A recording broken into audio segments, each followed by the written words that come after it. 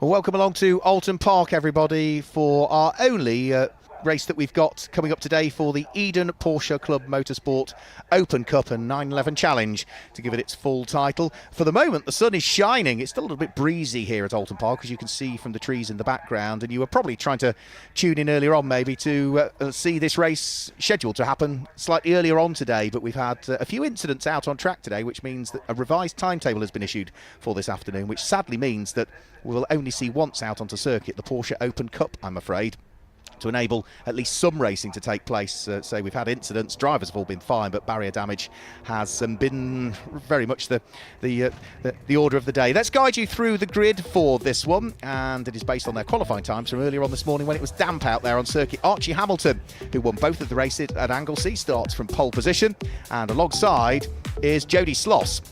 Row 2 of the grid sees Hassi Petro Dias line up alongside the 911 RSR lookalike of David Burke, and the third row of the grid, Tim Bates is scheduled to drive the car, and alongside is, well, James Neal and Neil Harvey share the car, and on the basis that there should have been two races, one driver would do one race, one driver would do the other, but now we're down to one race. I would imagine James Neal, because he's the driver's, the car's owner, probably has rights on that because he owns the car, so I'll have to wait and see. It's going to be a rolling start. Piers Pryor joins me in the commentary box, which means it's not going to be long before we get the race underway. No, it's some pretty cool cars, smallish grid, but I'm looking forward to seeing them smash around what is one of the best circuits in the world, let alone the UK, and yeah, it's going to be great to watch. Archie Hamilton was dominant with wins at Anglesey and led by, well, pretty much a country mile in both of the races, was 2 laps ahead of everybody in the first race at Anglesey, won by a full lap in race number 2. So if you can carry that momentum here, because we're on pole by over 5.5 seconds from Jody Sloss, he's going to romp away in this one as well. This caters for a whole different range of Porsches, whether it be 996, 997s, 911 Cup cars, Rs, RSRs, all of them are eligible. It's very much an open category for Porsches. Red lights on, red lights go out now, and the black and green and lighter green car of Archie Hamilton rockets away from Jody Sloss. Is Jody Sloss going to hang on to second, or is Hassi Petro Dias going to go through? No, Jody Sloss just about hangs on to second place, and Hassi Petro Dias is there in third place with the yellow car of David Burke bearing down. But already the top 2 are stretching their legs, Piers Pryor, in the early stage of this 20-minute race. Yeah, running away with it already is Hamilton from the front of the field in the 3 more modern cars and the 3 more, I don't know what the word would be. More classic cars at the back, and they look good on circuit, but they're clearly out and out pace. They're not going to be able to keep up with the front 3.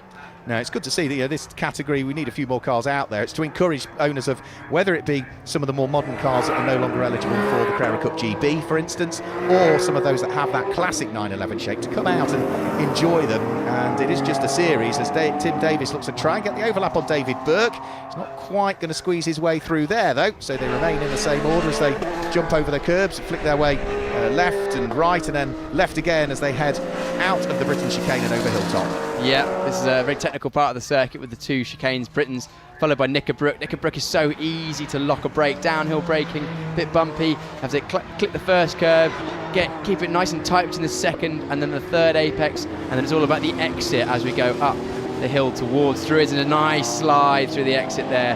That was, again, showing it exactly what the Porsches do best, just pushing to the limit. And they look fantastic, don't they? You've got the RSR lookalike of David Burke being chased by the 911 SC of Tim Bates, and then the 911, but the 964 variant of it of James Neal, Neil Harvey, depending on which driver is in this race, sitting behind. And all of these 3 squabbling away, whilst the more modern cars, whether it be the 991s or the 992s, are out front and pulling away. So 18 minutes remaining. Tim Bates at the wheel of the number 12 car, pushing hard. He was the winner of this equivalent race 12 months ago when we were here with this one, but it's fair to say we didn't have any of the more modern 991s and 992s out on that occasion. But Tim Bates was a double winner 12 months ago here. Yeah, Tim Bates clearly pushing that car pretty much to its limit, is just dropping a wheel on the exit curve of the first corner was David Burke, but clearly pushing that car to its limits. You can see it squirming around under the exit of all the corners. It's great to see, such classic Porsches being pushed to the limit around what is a great circuit. And the sun's actually come out now. This is the nicest it's been all day. Yeah, for the past 48 hours it's been just constantly changeable. You get sun 1 minute, and then because of the breeze it brings in a rain cloud. That rain cloud deposits what it wants to on the circuit, disappears, and the sun comes out again. So it's been continually changing conditions, and that's why I think we've had a few incidents out on circuit, say all of which have meant that the drivers are fine, but barriers have taken a bit of a battering today. So that's why we are running to a revised timetable now, while there's only one race for these Porsche 911 Challenge and open cars. So flicking their way through the Britain's chicane go our squabble for what is 4th and 5th position. Still David Burke just ahead of Tim Bates. Has the gap changed between the pair of them? I would say it's come out slightly, but only by maybe another quarter, half a car length at the most. Yeah, it's taking pretty stationary at the moment, but I am loving watching these go through. The liveries are awesome, aren't they? They're so retro but so cool. I love the white, blue and red of course Bates' car, and then the very distinctive, almost sort of a mustard yellow of David Burke's car. They turned out excellently. They are, yeah. The cars are beautifully well prepared, and they are being driven as hard as they possibly can by their respective drivers or owners, as the case may be. Over the start-finish line comes Archie Hamilton. That's a new fastest lap of the race for the number 18 car that time through. 1 minute 45.456 from Archie Hamilton means that he is now 3.5 seconds up the road from former McLaren racer in the GT Cup Championship a few seasons ago, Jodie Sloss. And Jodie was chatting to me earlier on. She's hoping to do more of this next year, with a view to hopefully either heading in towards Carrera Cup or possibly heading off to another manufacturer series in Europe. We'll have to wait and see, but she's just pleased to be behind the wheel and is thoroughly enjoying getting behind the wheel of a very, very powerful 991, which runs there in second place. Yeah, they're very fast cars, both the 991 and the 992, aren't they? They, previously raced in the Porsche Carrera Cup GB or equivalent European series, I would imagine, with these cars being in the UK. But no, they're very fast in a straight line. They're quite difficult to drive notoriously because, of course, the engines are over the back, not a lot of weight over the front wheels. You used to grab a snatch a front wheel, and there's a lot of well, they're not light cars, but they are thoroughbred racers, and they often, you can see them when they're pushing their absolute limit over the curves. You can see the front bouncing around, and just trying to get the car rotated in the right way is so important for lap time, but also why they're so challenging and rewarding to drive. And amazingly, would you believe that Porsche now have built over 1,000 GT3 Cup cars over the years? Over 1,000? Over 1,000 globally of Cup cars, whichever generation you look back at. That's a lot of racing cars. It is a heck of a lot of racing cars. It is very much so. Yeah, it is, and they still look great. I mean, these are what, 1 or 2 generations old, I think, and this is the 991 we're looking at. It is, yes, right. Yeah. They still don't look, especially these, don't look outdated at all, do they? They don't. No, they don't at all. They look fabulous. But because it's a supercar pageant here at Oulton Park this weekend, we've got a range of other Porsches and other manufacturers on display. But I was looking at one of the 996 GT3 Cup cars that we've got on display with one of the supporting races here, and you can see the DNA absolutely is there. But you also look at close quarters at something like a 996 and compare it to the 991 or the 992, and you can see the evolution, can't you? You can see how the car has become ever more refined. Yeah, and it's more refining in terms of the bodywork, which is the more obvious stuff, but it's not just the bodywork, is it? It's a lot that goes on inside the car, with the electronics, the way that the engine is mapped, everything, all the little details it's not revolution, it really is evolution with every different step forward. I'm just wondering what they're going to do in about 4 or 5 years' time when they get to 999, and where are they going to go back down to? Yeah, absolutely. And what's going to happen with them when we, potentially all move away from ICE engines and onto other forms of, whether it be hybrid or totally non-fossil fuel and maybe battery or electric power. We'll have to wait and see. Porsche, like many manufacturers, try to work their way through different solutions, but it'd be nice to still hear a great big noise as we hear from these cars. The flat six always is so distinctive, sounds beautiful, and in the hands of Archie Hamilton, who's pressing on over Hilltop for what will be the 4th time this time through. The car just looks beautiful in the sunshine, sounds great too. Yeah, it does really sound great, and you mentioned they are so distinctive. You can really hear the Porsches out on circuit, they're very distinctive, and even in GT3 spec, as in not Porsche Cup GT3, but in GT3 spec, you can hear them over everything else and pick them out. I was at Le Mans as a spectator not that long ago, and you can hear the Porsches go by over the trees and everything. Yeah, well, they've been running probably unsilenced, were they, at Le Mans as well? Yes, not quite as loud as they once were back. I think it was 2017 when they had the new RSR, which is awesome. But no, still the same sort of philosophy with the engine and car shape and design, and it's classic. And we're talking about the evolution between the 991, 992 up to the 996 we have now, but looking perfect timing. you can still see, as you said, the DNA that goes back, 10, 15, 20, 25, 30, 35, 40 years. Yeah, it is, absolutely. I don't think there's another manufacturer that you can see that same DNA for a car that has continually been produced. Some of them, they've stopped production of them and reintroduced them as lookalikes, whether it be the Fiat 500 or the Mini or something. But this has been a continual evolution of the 911 over the years. So over the start-finish line comes the leader of the classic section of the race, shall we say, which is David Burke. The nose of his RSR lookalike drops. You can see that he has now started to pull away and has got daylight between himself and the car that sits in 5th place in the hands of Tim Burke, who trundles his way along the avenue, down through Denton's and then in towards Cascades, and then from there you pick up the throttle. Such an important corner as they come out of Cascades, because you carry all of that speed along Lakeside, don't you? So really important to get a good exit. Yeah, it's a long straight down towards the island bend, which they're going through right now, and then of course into the Shillolds hairpin. But it's a really tricky corner, because I've found with Cascades, it's one of those where the corner very much you have to link it up. If you brake early, it actually makes the exit of the corner harder, because the car's not rotated. If you get on the power early, then it understeers, especially in a rear-engine car like these. So you almost have to be, the more committed you are on the entry, the better your exit is. So it's sort of like just confidence is so important in getting the lap time there. As you can see them popping over the curves, and it's great to see them, these cars being used as they are designed. The thing I always say, I've never raced Oulton Park in real life. It's one of the few circuits I've not, but on the sim, my problem is I never quite hook up the apex and run wide. You've always got to turn in a lot earlier than you expect, I always find, on the sim, if that's true in real life. Yeah, it feels like you've got to get into the sort of, it's not banked as such, but you go downhill as you brake, and then it flattens out at the apex. You almost got to get into the flat part as quickly as possible. Hook the curb out with your inside wheels if you can, depending on the car, because some cars don't particularly like the curve on the inside there, but you got to get into that bit where the car compresses and then use that to drag you around the corners. If you turn in late and you get off the rubber, that's when you can slide wide so easily, and it's pretty gnarly out on the grass out there. It is, yeah. There's a big curve, and then you go off the curve and it gets very, very bumpy, very easy to damage your car just by running on the grass through that section. This is the car that runs in 6th position at the moment, so this is the car that James Neal and Neil Harvey were scheduled to have shared, one doing each of the races. As to who picked the long straw and who got the short straw, I'm not entirely sure. We can't quite see the colour of the crash helmet through there, can we? It's red overalls and white helmet, open face. The problem is that I can't remember which one's got the red overalls. That's the problem I've got. But either way, the car's running in 6th position. Yeah, 6th position, going very well, and again, once again, looking great on circuit. The white with the stripes, it's almost like a show car, isn't it, really? Well, they've been racing this car together for a good number of years now, of James Neal and Neil Harvey, not just in this series, which of course was introduced a few years ago, but also in other series that cater not just for classic Porsches, but for classic cars generally of that sort of 1980s, 1990s era. So 9.5 minutes to go. The number 11 car works its way along Lakeside. It's on lap number 6 at the moment, whilst our race leader, I think, has just gone over the start-finish line to complete lap number 6. And it was another new fastest lap of the race also for Archie Hamilton last time through as well. 1 minute 45.011. Well, 1 minute 45 is at the moment still about 4.5 seconds off his pole time, so there's still plenty to come from Archie if he wants it. Yeah, he clearly knows that he's got some pace in hand, because the driver behind Sloss is not quite up there pushing him on so far. But also, in a race with 6 cars, part of being successful in a race is knowing when you need to push and when you don't. So he's clearly looking after the machinery so that he can still go racing as soon as possible, hopefully the next time out.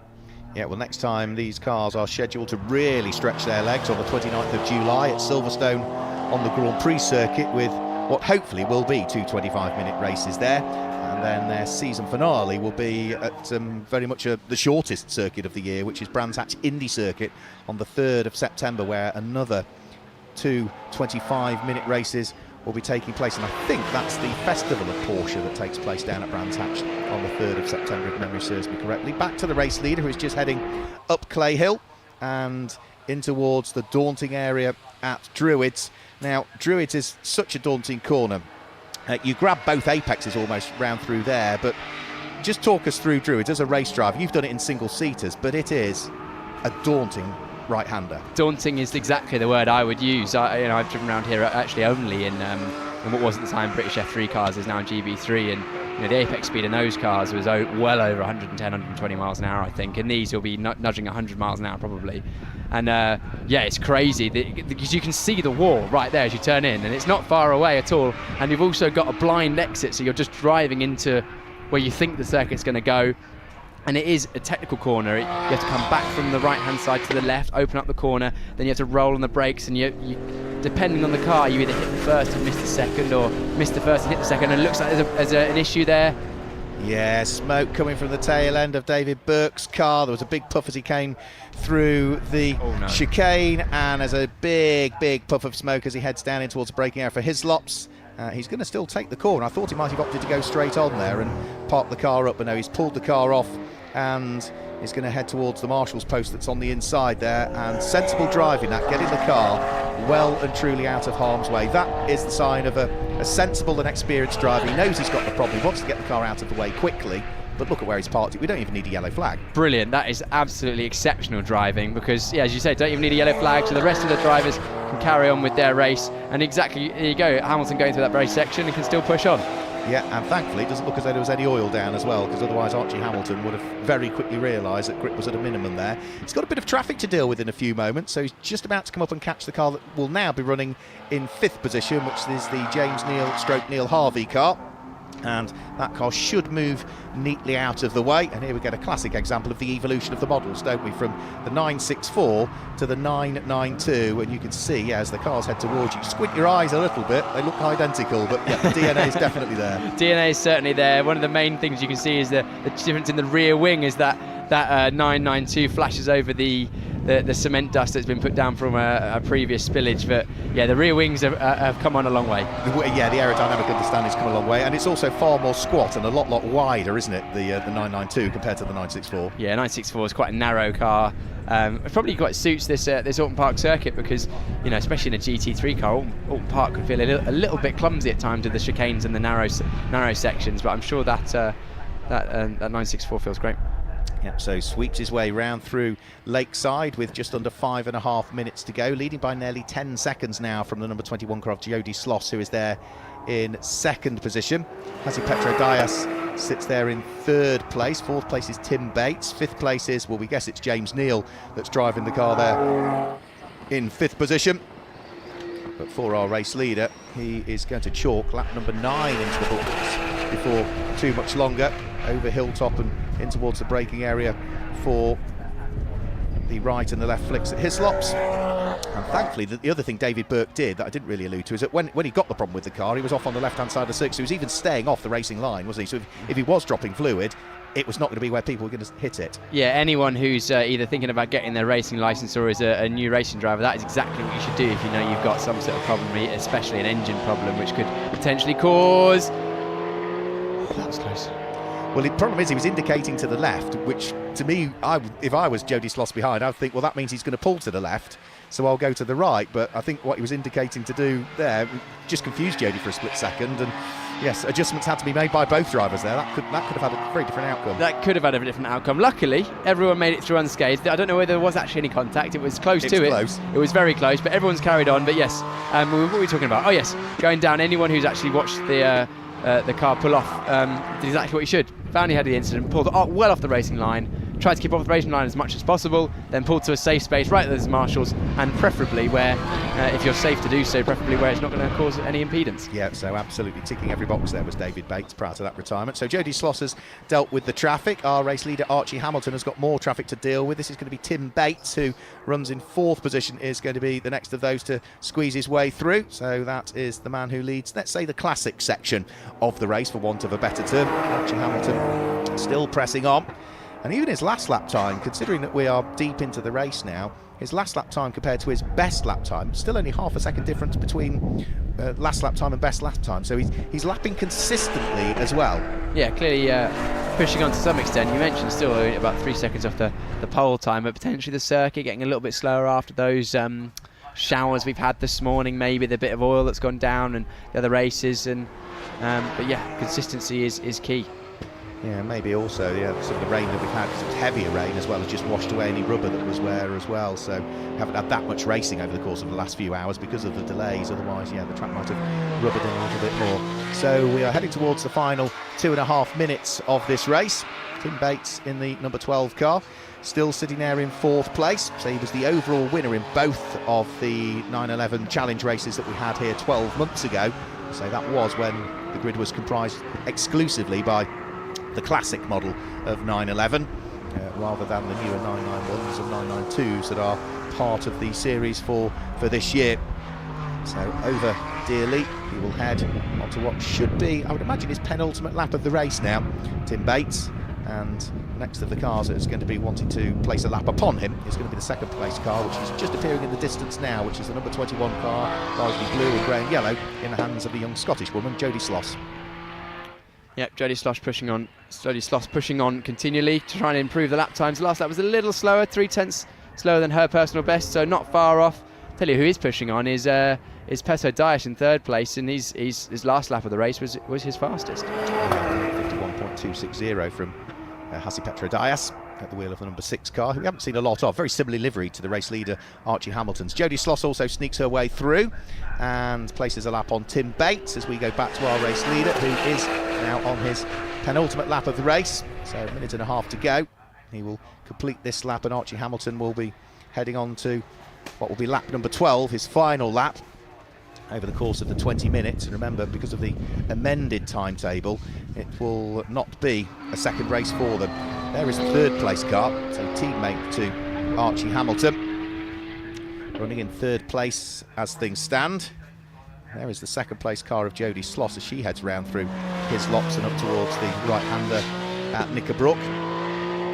Thoroughly enjoying the race and chatting to her yesterday when I arrived at the circuit here at Oulton Park, and is hoping that she might be able to do a little bit more with the Porsche brand in the future, maybe with a bit of Carrera Cup. Depends on how things go, not just this season, but of course the usual conversations that have to take place over the winter. And that's the other thing that maybe people who don't race don't understand, is that it's not just the results that you do out on track, it's having that network and being able to promote yourself and market yourself, and working with your partners. People call them sponsors, but they're not, they're partners. They invest in you because they want some sort of return, even if it's utilising it for bringing along their clients or what have you. So there's lots of work done over the non-racing periods. Yeah, definitely, and it's, as you mentioned, it's all about network, because it's not only the financial partners, but it's also that you kind of enter into a partnership with your team as well. The team have to want to run you to a certain extent.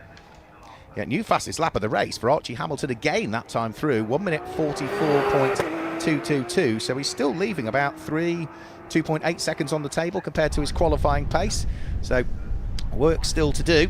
And, well, he is now on to his last lap of the race. He heads out of the British chicane over Hilltop and starts to head downhill in towards the braking area for Hislops. It's fair to say that he has not put a wheel wrong, really, has he? I haven't seen a single slide from the car. It's looked beautifully under control all of the time. Yeah, and as you can see from the live timing, the last lap was the fastest lap of the race again, beating his own personal best by about 2 or 3 tenths. So looking clean, looking consistent, clearly fast, because of course going to go on to win this race, barring any disaster in the last couple of corners. Don't wish to create any curses here, but doing very well, Archie Hamilton, taking another win in this series. Yeah, very much so. And you think, the average pace of this car in qualifying, it was cloudy but dry for their qualifying. The moisture was there, but averaging 94.5 or 95.5 miles an hour in qualifying. So Archie Hamilton heads over Dearly and he's going to claim his 3rd win of the season in the Eden Porsche Club Motorsport Open Cup and 911 Challenge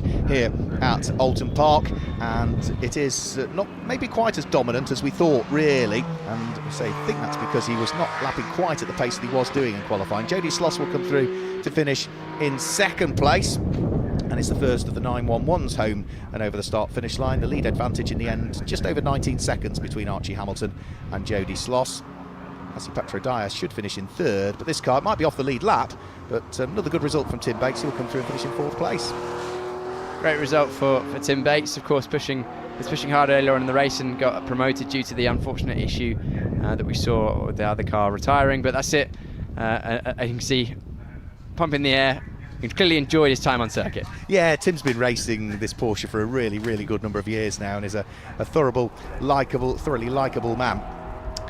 Always happy to have a chat, and usually thoroughly enjoys his motorsport. Shame we don't see him racing quite as much as we used to, really. Either that or he's in different places to be. Maybe he's avoiding me, I don't know. Over the start-finish line comes the car that will finish in 5th place, the James Neal Harvey car. So we never did quite get to the bottom of which driver was racing it. And then the last car to take the checkered flag will be the car that completes the overall podium, which is going to be Hassi Petrodias at the wheel of the number 6 machine. So he comes over the start-finish line now and is the last of the cars to take the checkered flag. He is the last of the cars that remains on the lead lap as well, because all of the modern cars completed 12 laps. If it was one of the classic shape 911s, then they were all just 1 lap off the lead. But for Archie Hamilton, 3 races in to the season, and that is 3 wins from him. So 2 dominant wins at Anglesey, just 1 race here rather than the scheduled 2. And then they'll head to Silverstone and the Grand Prix circuit later on this month, 29th of July. But let's confirm the results for you. It's a win for Archie Hamilton, with 2nd place going the way of Jodie Sloss. She was about 19 seconds behind in the end. Hassi Petrodias completes the overall podium, and in 4th place, the first of the classic Porsches home, was Tim Bates with the car of James Neal Harvey, finishing in 5th place. And sadly, we lost David Burke at the wheel of his RSR with some issues, but did the right thing, parked the car up, got it out of harm's way. So that's it for the Eden Porsche Club Motorsport Open Cup and 911 Challenge here at Oulton Park. Apologies we couldn't bring you 2 races, but we'll endeavour to correct that when we head to Silverstone on the 29th of July. From Piers Pryor, myself, Mark Werrell, thanks for joining us here at Oulton Park. We'll see you next time. Goodbye.